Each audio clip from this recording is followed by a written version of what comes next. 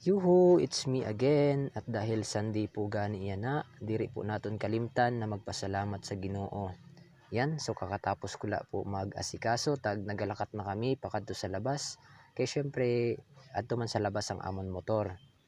And yan, hinihini lang sa pagpadalagan, pero dahil gani naka-timelapse man ini, kaya medyo matulin gid kitaon.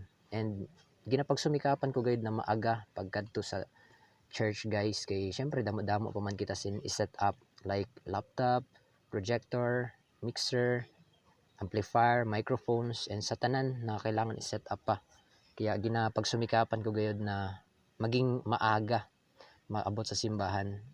Since then na nakilala ko si Lord, I commit myself gayud na diri ma-late pag-abot sa Sunday service, kasi I know na napaka-importante po sini na adlaw, kaya ginapagsumikapan ko gayud guys na mapaaga gayud, and hoping na maging usad man ini na priority ninyo ang Sunday service. God bless.